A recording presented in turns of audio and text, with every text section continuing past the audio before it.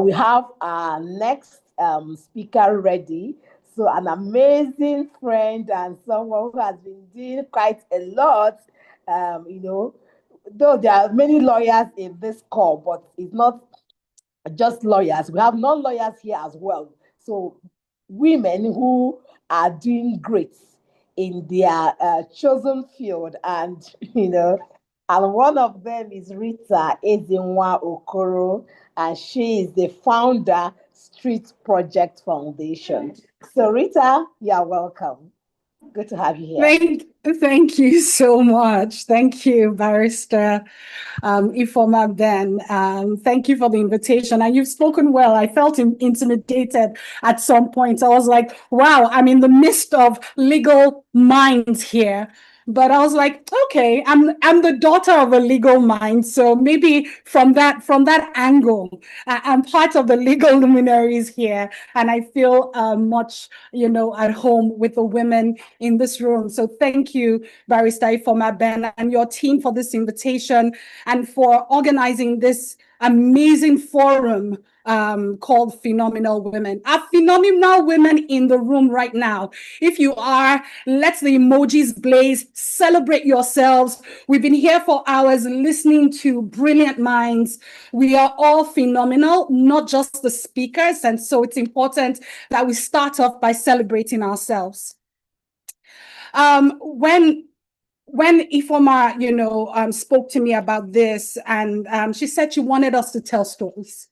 And in my practice as a theater practitioner, as a play activist, one of the activities we do is called Performance of a Lifetime.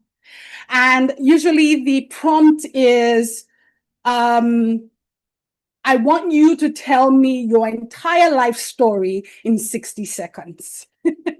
It could be your entire life or a moment in your life. And so, drawing from the lessons of that activity, I will be sharing a moment in my life, hoping that that addresses the questions that the theme of the conference intends to address. It is my hope that my brief story today would charge you to take some bold steps in your life. Let me take you back to when I was 12 years old. That age when life is supposed to be simple.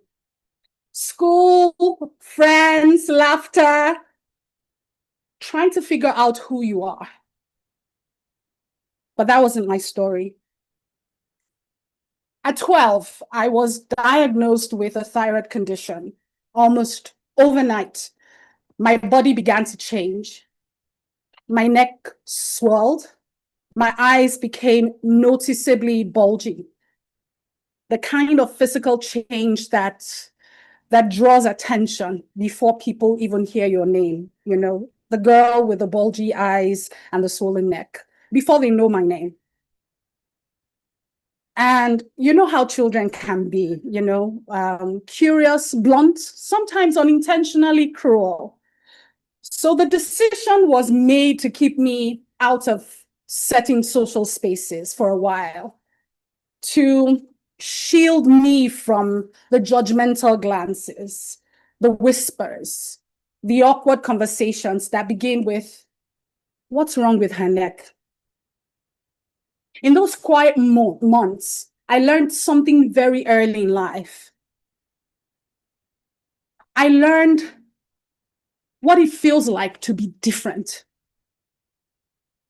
to feel watched, to feel misunderstood, to feel like I'm standing on the outside of the room while everyone else seems to belong inside.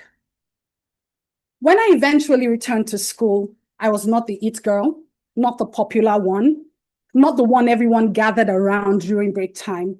I was simply Rita, the girl with the swollen neck and bulgy eyes. But here's the interesting thing about adversity when you encounter it early. It becomes a kind of training. I began to develop a quiet resilience. I learned to silence certain voices, not just the voices of people around me, but the voices inside my own head. Because once you have known what it feels like to be judged, you quickly understand something important about life. People will always talk, always. But what really matters are the actions and decisions you choose to make, not the noise. And this understanding became one of the foundations of my life. It shaped how I move, how I lead, how I love. It has influenced my marriage, my purpose, and the discipline I have had to cultivate in a world where everybody has an opinion, especially now in the age of social media. I understand that you cannot build anything meaningful if I am constantly listening to the voices on the streets of social media or busybodies who have never built anything themselves. So I learned early to keep my eyes on the prize. Years later, I arrived at the University of Lagos to study creative arts. Now, let me pause here. Creative arts in those days was not exactly the course that commanded respect across campus. People studying engineering, medicine, or even law would ask with genuine confusion, "So what exactly are you people doing?" Some assumed we were simply there to sing and dance our way through university. And during my first year, something happened. For the first time in a long time, I wanted to belong. And sometimes when you are hungry for belonging, you make associations that do not necessarily move your life forward. My focus slipped, my grades slipped, I was drifting. Then one day, just one day, my course advisor and music lecturer by name Dr. Elijah Brown called me aside. He didn't shout. He didn't give me a long lecture. He simply looked at me sternly in my eyes and said one sentence: "You can do better than this." That was it. Now, here's something you should know about me. I take words seriously. That sentence pierced me more deeply than he could ever have imagined, because what I heard in those words was not criticism. What I heard was expectation. Someone had looked at me and seen a version of me that I had not yet fully stepped into. That moment became a turning point. From that day, I became focused, disciplined, intentional, and before long, something surprising began to happen. I started topping my class back to back in the creative arts, the same course that many people mocked across campus. Now, the interesting thing is life has a beautiful sense of irony. You would agree with me that today we are living in what many call the age of creativity, right? And everything I once studied in creative arts, the storytelling, the performance, the imagination, the ability to see possibilities where others see limitations, has become the foundation of my life's work. What began as a personal journey of finding my voice eventually led me to helping young people find their voice too, through the founding of the Street Project Foundation, an organization that uses the creative arts as a tool for leadership development and social transformation. From that work grew Arts Vocacy Movement, a movement with a bold vision to raise 1 million young people by the year 2030, who use art forms, music, poetry, dance, storytelling, and what we call legislative theater as instruments for social transformation. Are you with me? Yes, right on. We are right here with you. In fact, Okay. we are keenly listening. Yes. Awesome. Today, through these initiatives, we have worked with over 10,000 young people, including young people living with disabilities. helping them understand something many people spend their whole lives trying to learn, that they are worthy. Wherever you are in the world hearing me, I want you to say those words. Say it with me. Let's go. I am worthy. Let's say it again. You can also put in the chat, I am worthy. I am worthy. Not because society suddenly approved or approves of you, but because we discovered our voice. Along this journey, I also became an author.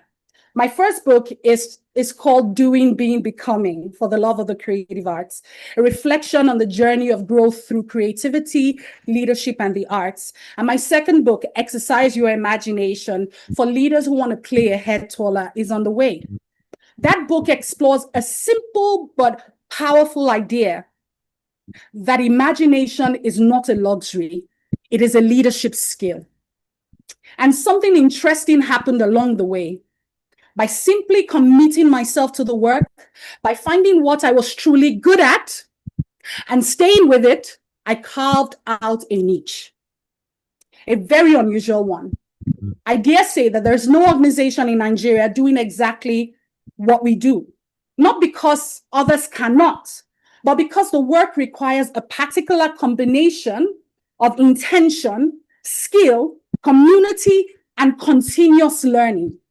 The team and community we have built at Street Project Foundation operate on one simple philosophy.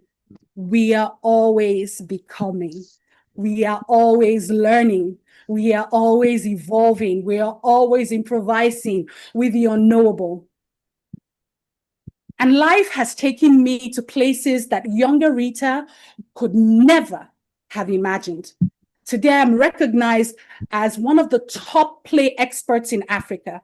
I became the first Nigerian to serve on the board of the International Society for the Performing Arts. I'm on the advisory board of a global organization called Magicians Without Borders. And I now serve as executive director of the Global Play Brigade, a global movement that brings people across cultures and countries together through the power of play. None of these things happened because I tried to be like anyone else. They happened because I became comfortable with being different, with improvising, with navigating uncertainty, with trusting that sometimes the path forward only reveals itself while you are walking. And most importantly, I don't have to walk the path forward alone. So when people ask me, what shaped my journey? I do not start. So when people ask me, what shaped my journey? I do not start with awards. I start with a swollen neck, bulgy eyes, a 12-year-old girl learning what discrimination feels like, and a university lecturer who spoke one simple sentence that changed the trajectory of my life. You can do better than this. Sometimes transformation does not come through long speeches. Sometimes it comes through one sentence, the right sentence, at the right moment, spoken to someone who is ready to become. And that brings me to the name of this conference, Phenomenal Woman. When I hear that phrase, I do not think about perfection. I think about courage.